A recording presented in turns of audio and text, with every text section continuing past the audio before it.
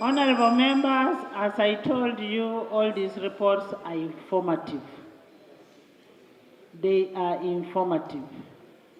Where you cannot make any changes, they will inform us on what to do in the next 5 years. Thank you very much, Madam Speaker. And the Honorable Mwanga Chivumbi.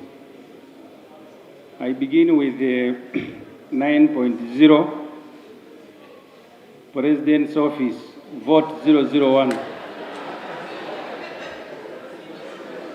Madam Speaker and honorable members, the Constitution under Article 98 creates the President and provides for his or her election in Article 103. Article 99 of the Constitution states that the President shall safeguard this Constitution and promote the welfare of citizens. The President under the Constitution works or is supposed to work for the sole purpose of promoting the welfare of citizens, not himself or his family. In the proposed budget for the financial year 2023-2024, vote 001 Office of the President has been provided 239 billion shilling. Of course, this figure changes if you look at the second agenda. This money is to facilitate the President to work as the Constitution mandates him to promote the welfare of citizens. I have provided that figure for you to see what that money will do. The first item on the table, official ceremonies and functions, 43.7 billion shillings. You can read the table by yourself. I propose that we reduce this budget under President's Office by 82 billion shillings. Why?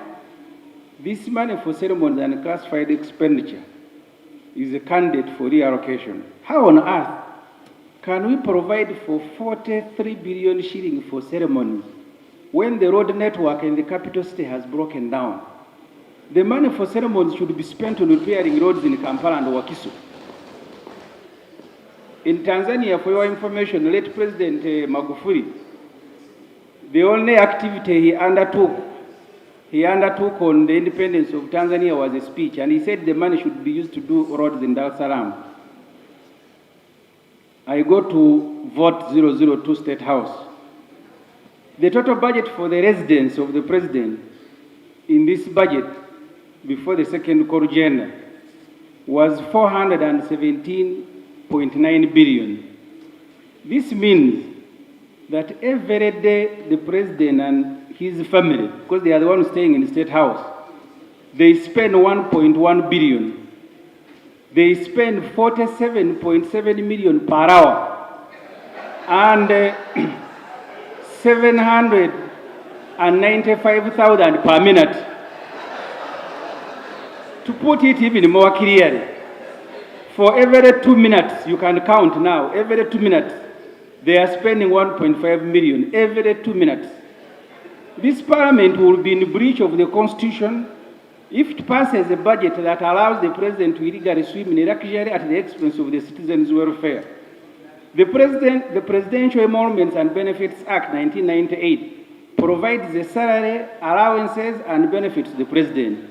When budgeting for the President and his family, this law applies. Unfortunately, the previous parliament... There is an order from Cecilia.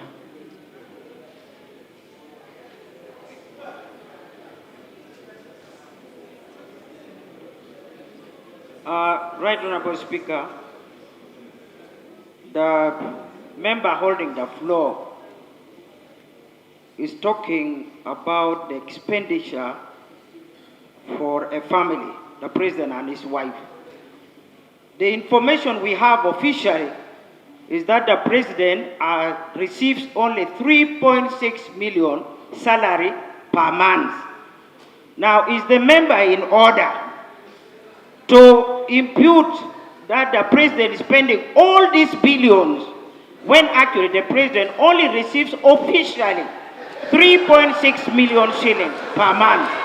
Is the member in order?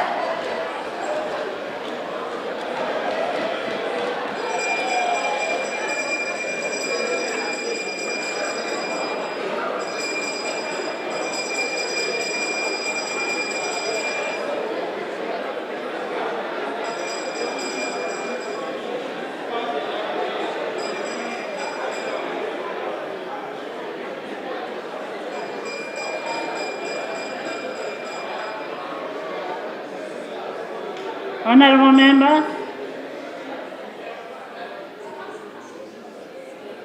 honorable members, office of the President, a vote is a statutory vote, and the money that is just like Parliament, money that is allocated there can only be discussed by a specific committee, statutory. Just like you don't discuss about your vote of Parliament. But let Honorable Ssemujju continue.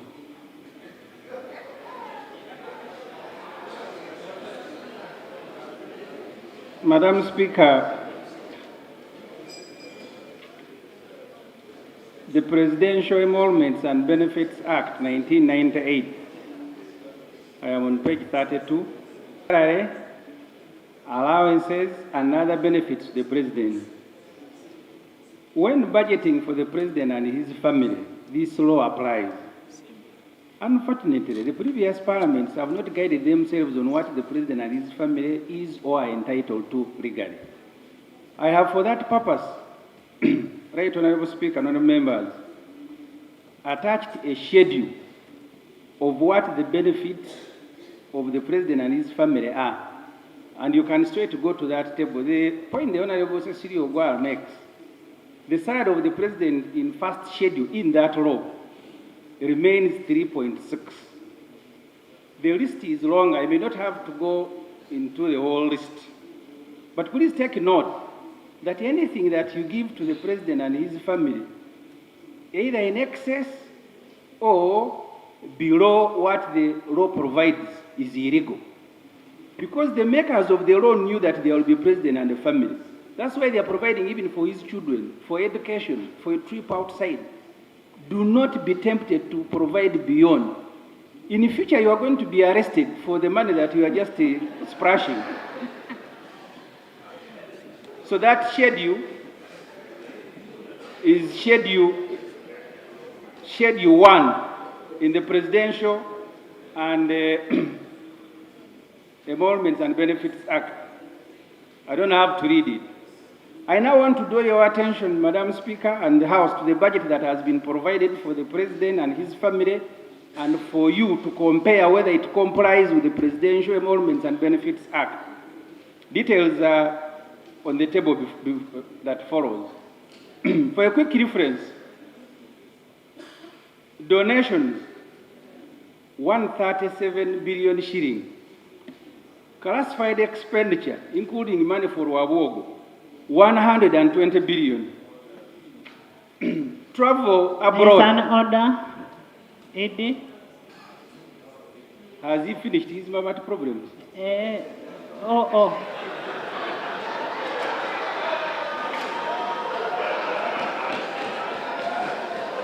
Thank you. Thank you, Right Honorable Speaker. Right Honorable Speaker, I take cognizance that this House is a very serious House. Honorable members, is free sitting. I can see. You don't have to stand like you're looking after cows.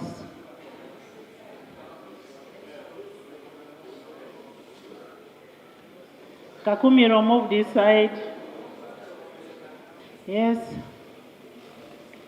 Right Honorable Speaker, I rise on a point of order, and I want to state for the record that is obvious to us that this is a very serious House. This is a National Assembly, Parliament of Uganda, where whether you sneeze, whatever you say here is captured on the record for generations to come. I actually said it is obvious. And it is restating the Member, obvious stop heckling. is for Listen to emphasis. the member. If you know it, probably I knew it before you do. Is it in order for us to debate in this House? We are considering a national budget to drag in names of individuals who are... Honorable members, listen. Right Honorable Speaker, we either debate logically or we go illogically. Is it in order for us to start bringing in the names of people that are not in this House to defend themselves? Honorable members. Honorable OO. Honorable both. In the report, it's indicated that Mr. Rabogo appeared before the committee. And if he appeared before the committee, the only thing that I don't see in the budget is a company showing Rabogo. It is not indicated. But if he appeared in the committee, I cannot stop anybody from mentioning a person who appeared in the committee. But the figure that they are saying was given to Rabogo is not what I am seeing here. And I don't see the name of Rabogo in the report. Maybe I hear from the chair. Right Honorable Speaker and members.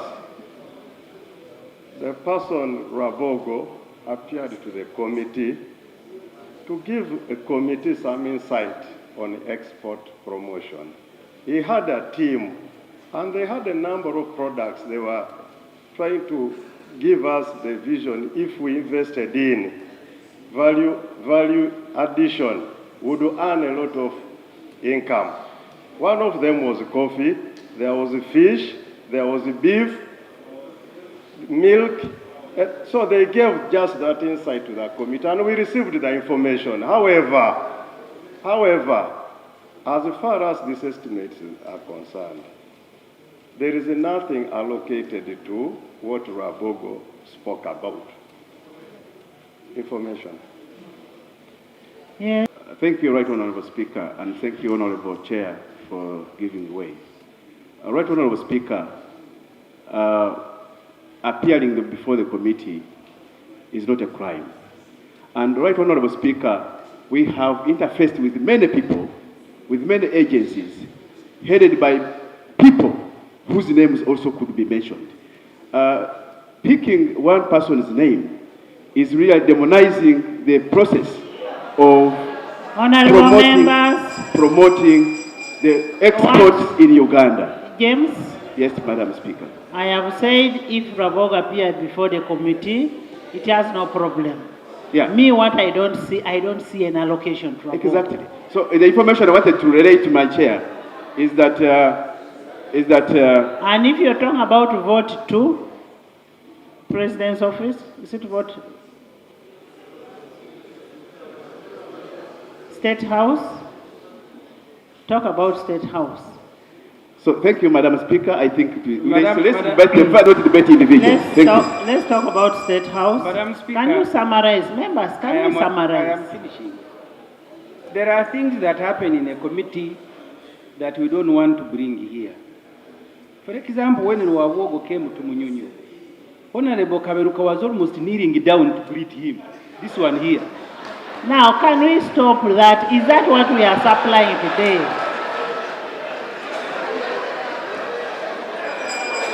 And we don't want to say those things. That's why I want to concentrate on the report. Honorable Ssemujju, the law provides for... Let it be substance over form. Yeah, I agree, Madam Speaker. I need some substance from you. Madam Speaker, I have provided a table. You see and I want to invite members of Parliament. Read what is in your document. That's what I am reading, Madam Read Speaker. what is in the document. I want to invite members of Parliament to begin looking at the voluminous revenue estimates. The Honorable can has a copy. They are too voluminous. Before you pass figures, you need to look at the details. That's why some people are uncomfortable when you begin mentioning names, because they are used to just a smaller report. Go to these voluminous books and read them. Madam Speaker, I have provided a table there. The law provides for one residence. You can see this is one volume. They are about 4. If you don't read them when you are debating budget, keep quiet. Madam Speaker, the law provides for one residence, state house. The president operates 2 residences. Go back to the law on Presidential Emoluments and Benefits Act.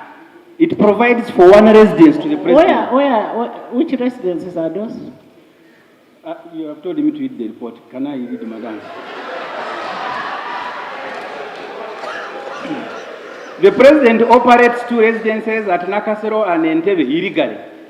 That's why his electricity bill at 500 million and water bill at 500 million per year is bigger than a big factory like roofings. Whatever they are manufacturing at State House, Allah knows. Honorable members, I would like to draw your attention to other items to be funded under State House. There is 550 million shilling to buy clothes. The same amount was provided last year. This means we are spending on average. I am reading the report. He's reading the report. Honorable Minister, sit down. The same amount was provided last year. This means we are spending on average 1 million shilling on President Yoweri Museveni's clothes every day. Our president is not a staff from Hollywood, requiring to change wardrobe every day. He's the president of a poor country. Why buy him clothes worth 350 million every year? What happened to the clothes that we bought last year? We are providing 600 million shilling for furniture. We provided the same amount last year. This residence has won Honorable members, the president. you will have time to debate that report. We are providing 600 million shilling for furniture. The same amount was provided last year. This residence has won itself a place in the history of Uganda. The beds in the public health facilities are not there, but the president is buying clothes and furniture every year. We are providing 7.8 billion for agriculture supplies. We are also providing another 184 million for veterinary services. Did the president turn State House into a farm without the knowledge of the country? Parliament must be sure that we are not the ones providing funding for President Yoweri Museveni's private farms in Chisos and Rwakitura. To make matters worse, he has provided himself with 120 billion shilling for classified expenditure at his residence. That we have spoken about earlier, I can skip. The president has a duty not to abuse the State House, but if he chooses to do so, this parliament is under obligation to stop him. President Museveni despised the former president Rukongwa Binayisa for turning State House into what he called the clearing house. He has now surpassed him. In fact, Mr. Museveni has turned State House into an enterprise for himself and his family. Remember, Vote 002, which is State House, started around 1997 with just about 12 billion shilling. Last year, it hit $1 trillion. State House budget was last year, the money was appropriated here, 682 billion. Another 150 billion has been provided in the in the supplementary expenditure. The budget on donations, 137 billion under State House, falls under what the president called cheap popularity in his April 3rd, 2023 letter to Prime Minister Honorable Nabanja and copied to all MPs. He said distribution of items such as iron sheet is cheap popularity, and under NRA code it is subversive. It therefore violates the NRA code and is classified as subversive in his letter. The NRA should tell Parliament why it has not arrested its officer RO001 General Museveni for distribution of khaki brown envelopes in search of cheap popularity. General Museveni should be court-martialed, in fact. I therefore propose that the president and his family are given only 12.1 billion shilling under State House for their welfare. The extra 400 billion should be used to fund priorities in the health sector. You need to go to Murago. They get water in the night. By midday, Is that all in the report? I am illustrating. Go to the report.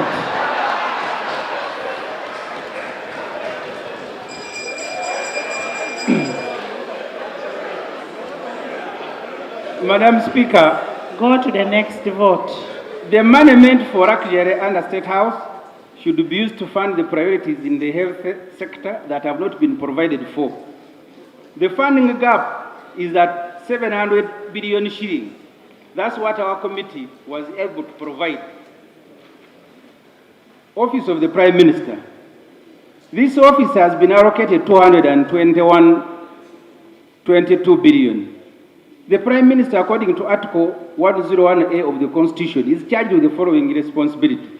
Shall be the lead of government business in Parliament and be responsible for the coordination and implementation of government policies across ministries, departments, and public institutions. The Prime Minister is therefore at the heart of running the state. This Parliament is aware that the current Prime Minister, right now she's hiding in Kakumiro, remains a suspect in the case of disappearing of iron sheets meant for Karamoja. Not only did she fail to coordinate and implement the distribution of iron sheets to Karamoja, but she personally took 3,000 iron sheets. Her deputies, Honorable Rebecca Kadaga and Honorable Kikia Nakadama, also shared. I would like to remind this Parliament that money for Karamoja iron sheets and got 339 billion shilling was passed by this Parliament in a supplementary request. I would like, it cannot be the same Parliament now placing a whole 222 billion shilling in the hands of those who have feasted on the 39. Right, Honorable Speaker and honorable members, you owe it to the country. The colleagues involved in this case have demonstrated an ability to supervise public funds. The President wrote to the Prime Minister and copied that letter to all of us. He accused his own ministers of theft and subversion. He actually promised action. I therefore propose that the budget for the office of the Prime Minister, save for the salaries of staff, be withheld until the President has taken his promised political action. There is no way this Parliament will place money in the hands of suspects who are hiding. They are not even sitting in office. And below, I reproduce what is already in the letter that each one of you has. Moreover, there was even a proposal from the accounting officer of that department, late Keith Mwakanizi, that this department must be restructured immediately. Honourable members, I would like to remind you that the two ministers for Karamoja, the Honourable Kitutu and her deputy, have already been charged and have slept in Luzira. That ministry is at the moment without a minister or a deputy because the two were just granted temporary freedom to go to hospital and to visit law chambers. On page 67 of the estimates of revenue and expenditure, 4.7 billion has been provided for this Ministry of Karamoja Affairs and budget output, that number. This Parliament should not send money to a ministry that at the moment is crumbling. Our money should not crumble with the ministry. I invite Parliament to look at Section 11G of the Public Finance and Management Act. In the case of civil servants, the law does not allow anyone to be appointed an accounting officer if he has accountability issues. It states, an appointee or a designated accounting officer in accordance with this act, except that the Secretary to the Treasury shall not appoint a designate a person an accounting officer where, according to the report of an internal auditor, Auditor General, or the Auditor General, that person has not accounted for the public resources or assets of the vote for a financial year. This Parliament should apply the same and similar standards when it comes to public resources. A minister, Prime Minister, who has issues of accountability must not be allowed anywhere near public resources. As I finish, Madam Speaker, the final one. This office of whips is the creation of the Administration of Parliament Act and our rules of procedure. There are 7 political parties in this Parliament, all of them with whips. In the budget of the Office of Prime Minister, there is 2 billion shilling for the exclusive use of the NRM whip. He's being provided with 800 million shilling for donation, 150 million to maintain his cars, 100 million to fuel his cars, 815 million for inland travels, 100 for security and guards, 130 million shilling for special drinks and meals. This is not the only whip in this Parliament. The opposition whip is here, and other whips are not provided with these facilities. Yet they are doing the same thing under the law. I am inviting Parliament to withhold the approval of this money. Finally, the President, while speaking at the Requiem Mass of our late colleague, he said we should not be providing money for guards because we turn them into mercenaries. What therefore should follow is the removal of any money for guards in the budget. You can see I have provided information here. The NRM whip has 100 million shillings for his guards. The Prime Minister has 800 million shillings for his guards. The President himself, who said we should not provide money, has put 2.5 billion for his guards. I don't know whether this government speaks to itself. One person says this, another does the other. Madam Speaker, honourable members, thank you very much for listening to me. Thank you so much. Thank you so much, Honorable Ssemujju and Honorable Chivumbi and the Chair. Prime Minister, vote 003. One thing I need to clarify is it's not personal to Holder. It's an office. And because it's an office, today Honorable Nabanja is the Prime Minister, tomorrow it can be Honorable Ssemujju. So it is not personal, and the money should be given to the office because it is not personal. I want a clarification on this, on government chief whip. Aren't we doing double accounting? Aren't we doing a double accounting on the government chief whip? If there is money released from OPM and then there is money released from Parliamentary Commission, isn't that double accounting?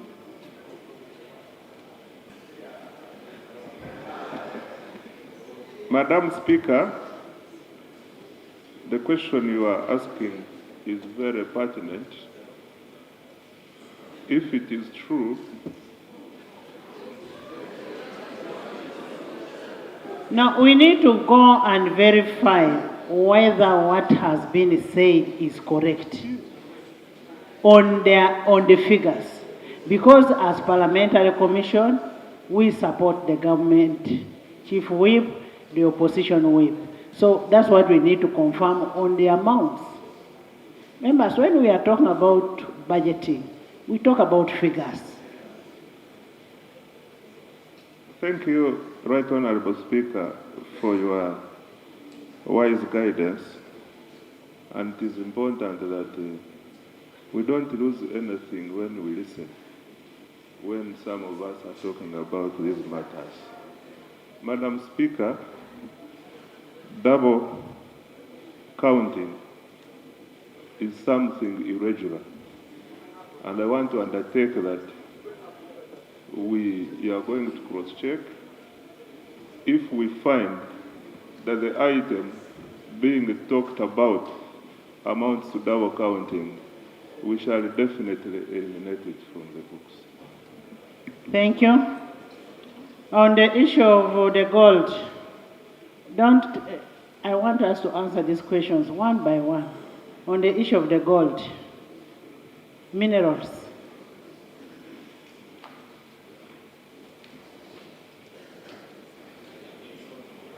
Right, Honorable Speaker. The report says hardly any revenues. It is true, there are hardly any revenues generated from the minerals which have been highlighted here. One, Dongsong Energy Group of Company Limited, producing fertilizer. That factory is not operational. It went through financial challenges, and there is no production. And there could be, that actually shows there is no revenue that's expected on a non-functional factory. MS Sunbelt, marble blocks. So you're saying it is non-functional? It is not functional. And the report is saying it is functional, fully functional. It is not true. It is not functional. It had financial challenges, and is currently closed. In Tororo. Honorable Angora, if it is in Tororo, can we get a confirmation? Thank you very much, Madam Speaker. Madam Speaker, Dongsong Company was one of the flagship projects that the government supported to produce 5 key products: fertilizer, iron ore, glass, as among others. It is started with a lot of vigor, but to date, as we speak, the bushes have overgrown the factory. It has financial challenges, and I think government is trying to see how to create a partnership and look for other investors to work with those who are there to support the factory to come up again. It is not functional. So it is not functional. Yes? To marble, MS Sunbelt, marble blocks, slabs, tiles, and etc. It is reported here it is fully functional. To the best of the ministry's knowledge, this factory was licensed to get into an operational state. Currently, it's not functional. So this is also not true. Next. The next one is African Panther Resources Limited, 10O. There was a government issued a ban on export of raw minerals. We wanted all our minerals to be added value to. The 70% purity, which is stated here, is not yet to a level of export. And this is because of our government ban on exports of minerals. So they're actually producing, but there is no revenue that's being earned because it is meant for export. Can I hear from Ekanya? Ekanya? Madam Speaker, minerals attract different forms of revenue to government. There is royalty, that also goes to the consolidated fund account. There is, Madam Speaker, minerals attract different forms of taxes. There's royalty, which goes to consolidated fund account, which the government must collect, whether you export or add value domestically. Therefore, the minister needs to tell us what's happening with the royalty. Then there is export levy, which is charged by Uganda Revenue Authority for export purpose. Then there is income tax at the end of the financial year. So all this, are you telling us, Madam Speaker, is the minister telling us that we get zero in all this? Yes. That's an interesting submission. The miners are not doing business.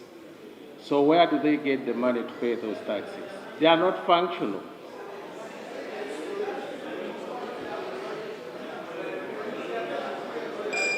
Honorable members, what the minister is saying, there was a ban on exportation. There was a ban. I'll leave you to debate. Let's hear from the minister. Next. Namankara vermiculite mine. Current production stands at 30,000 tons per year from 150. Namakara deposit is considered the world-class vermiculite deposit. It is true, it is the world-class, but look at the drop on production. And the title said, hardly. It means there is some taxes which are actually accruing from this, not to the expected level of revenue. Look at the title, hardly any, but means this one dropping from 150 to 30,000 is actually something which is paying but not to the expected level. Wagagai Mining Limited, it has got 9.24 square kilometers and is in Busia. That mining is actually under construction. There is no work going on. And we have not even given them the electricity which they are asking for. We are going to provide them with a line to enable them add value. Thank you. Honorable Minister, this takes us to the report the Leader of Opposition asked for. You're going to be on the order paper of Tuesday and give us a report on the exemptions that you gave in your ministry. And you need to bring the aside and lay on table that gave you permission to do that. So we are going to discuss the issue of the minerals on Tuesday. Most obliged, Right Honorable Speaker. Thank you. Listen. James.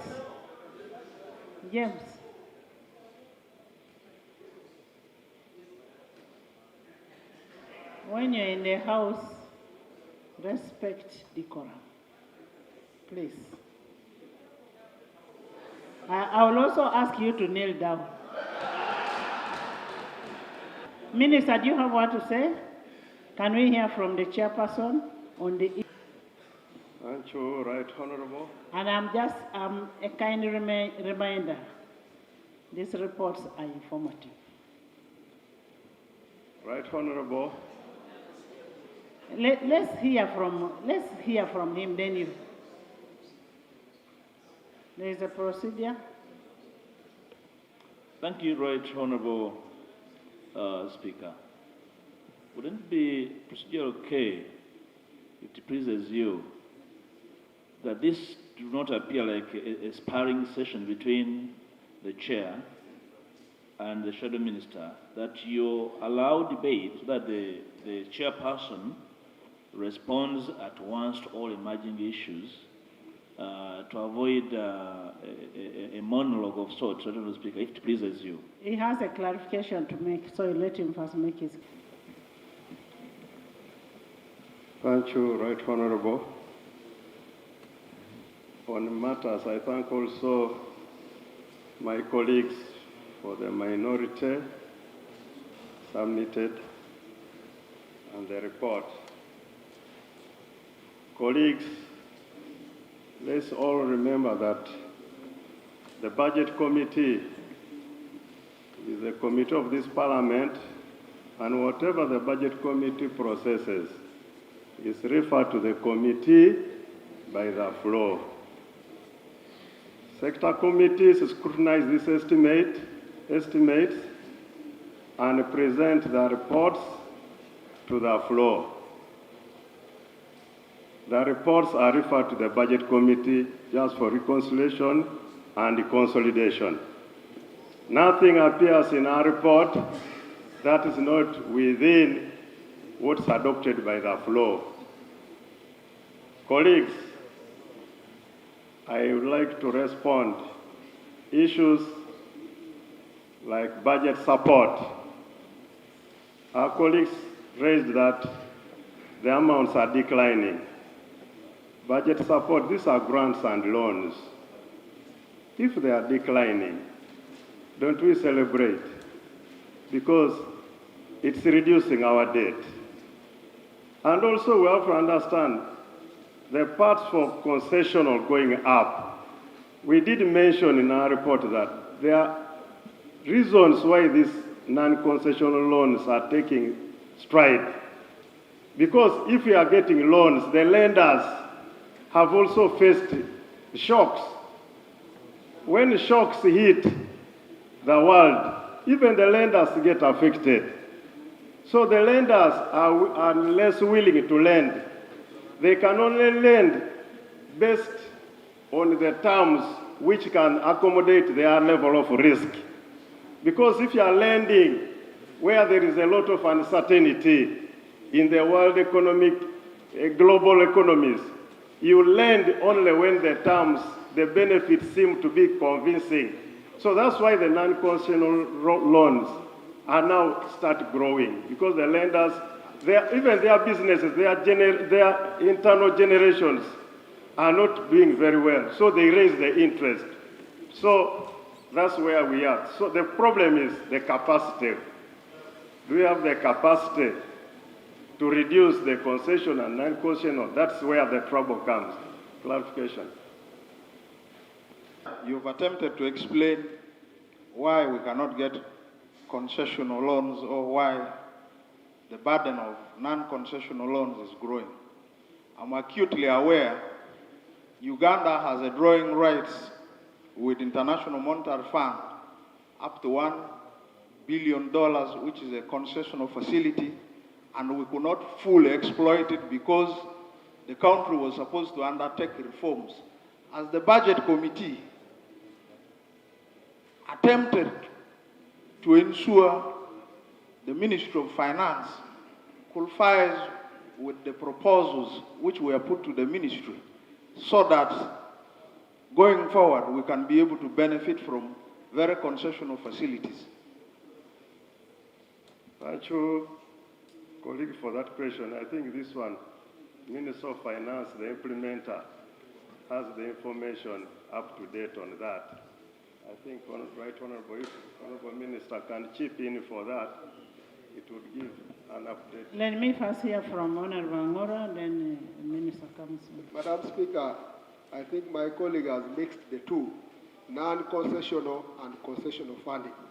The challenge that we are experiencing is arising from our major development partners, the funders, that is the World Bank, IMF, who have been giving us non-concessional funding. And that is why concession.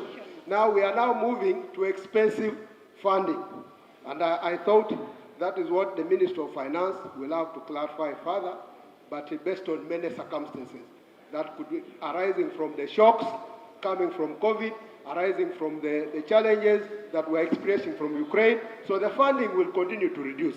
And that is where, as a country, we should start looking at how to generate local revenue, expand our revenue base, and see how we can reduce on the interest payments going forward. Thank you.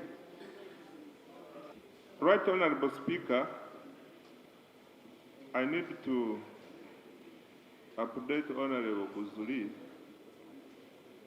that it is true we received special drawing rights amounting to $1 billion for budget support and specifically to mitigate the economic impacts of COVID. We have since drawn these rights to the extent of $750 million. We are left with $250 million. So it is not true that we are not utilizing these special drawing rights.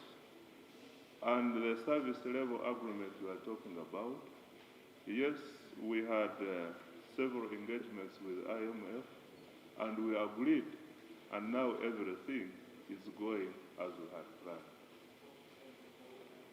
Thank you.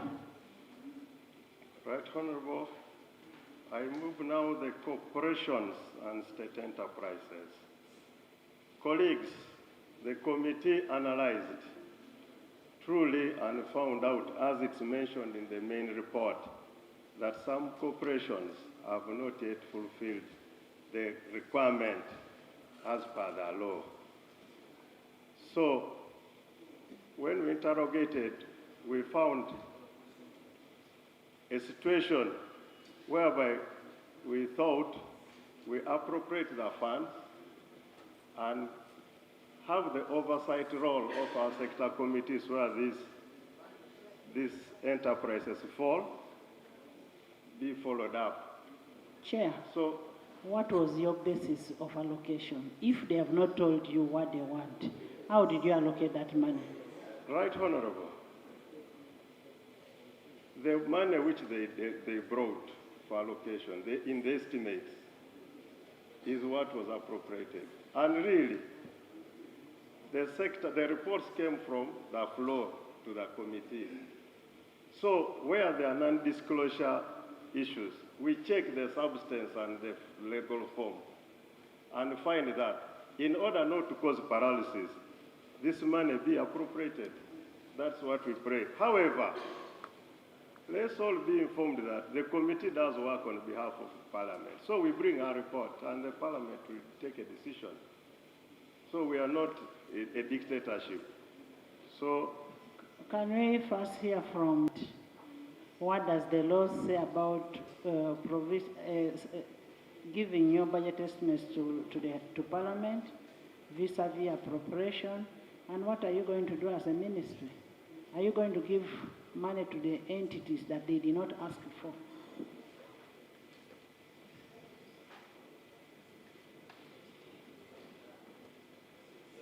Right Honorable Speaker, budgeting is a process, and right now we are at the tail end of the process. For me, I wonder how at this stage we pick a figure which has not been in our first budget called Satura, second budget called Satura, neither in our minutes of the engagements we have had in this parliament. To me, that figure is irregular, and we can deal with it in that regard. So we pass the budget and you have to deal it administratively. I am asking, you are not the ones to answer me. Madam Speaker, the debate can continue as we consult on how to deal with it. Honorable Salira.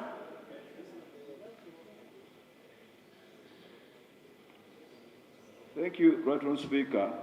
I am shocked that the Minister for Finance can even think about a debate continuing on this matter.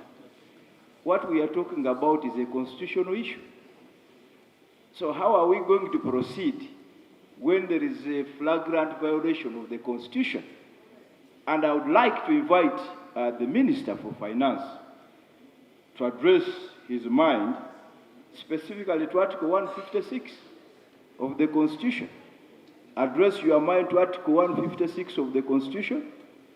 Address your mind to Section 14 of the Public Finance Management Act. Contextualize those two legal provisions with the submission you are making. There is a fundamental flaw that must be addressed. Because you see, if you don't address it, then we are going to have a constitutional crisis. So I want to ask that you address it, Right Honourable Speaker, on the position raised in the minority regarding allocations that have no foundation in terms of budgetary estimates and how the figures found their way here in light of the Constitution and the Public Finance Management Act. Honorable, not all these corporations require funding from government. Now, the ones which require funding are those who are under subvention. They earn money from some activities. So the law requires them to submit their entire budget. Now, how does it come in? While the sectors were interrogating, they found it necessary to allocate some money to these corporations. To the subventions. As subventions. And that came to this floor. It was debated and adopted. So that's what comes for allocation. So how the debate went on at that time is what the debate led to recommending those allocations. Thank you. I am now opening the debate. I will start with for 20 minutes. I'll start with Mehdi. There's a procedural matter. Madam Speaker, at the beginning or during the presentation of the report, you made guidance that these reports are informative. And you also stated that nothing will change. I think you heard it wrong.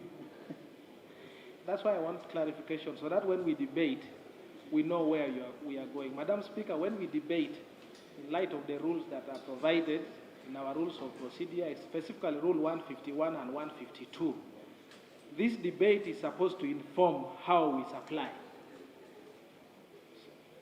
The debate we take here is supposed to inform how we supply the figures to specific votes in response to the concerns raised by the members.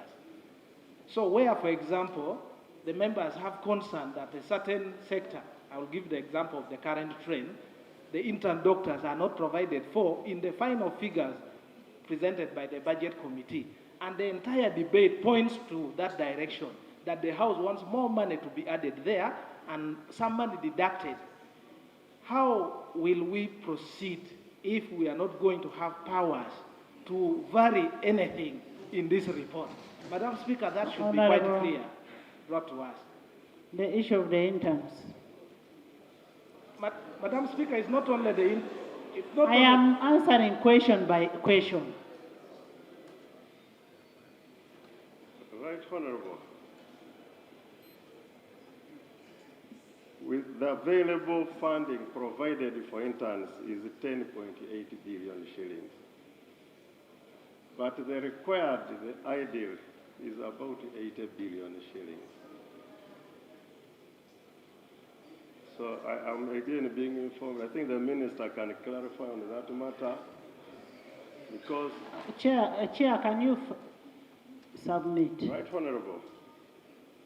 Among the issues which needed harmonization and reconciliation, we didn't receive as a committee any issue on interns. I'm saying among the issues that came from the floor, which were critical, the issue of interns did not arise.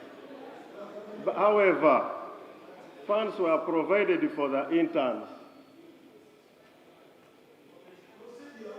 Honorable, the issue of the interns was in the report of the Committee of Health, which was discussed and referred to Budget Committee. The issue of interns is a very, very, very serious matter. It's a very serious matter, and it was referred to your committee. Okay, thank you for the guidance. So what we can say, the committee was able to allocate 10 billion, but we are allocating among competing priorities. So the flow here, what I would like to correct is, it's not that nothing can change in this report. This is a report to the floor. Thank you, the speakers to allow. Madam Speaker, the point of order I'm relating is related to... Honorable Jonathan, the minister has some good information.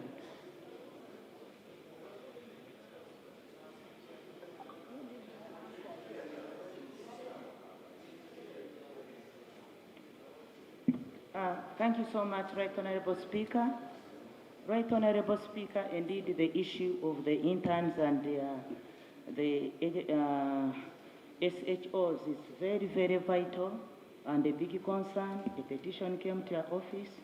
You pass it over to the committee. The members of parliament are also concerned. As Minister of Health, we are also concerned. The information I have is as cabinet and through the Right Honorable Prime Minister here, we discussed it. And we agreed, my members of cabinet are here because it is a very big concern, that finance by end of this week,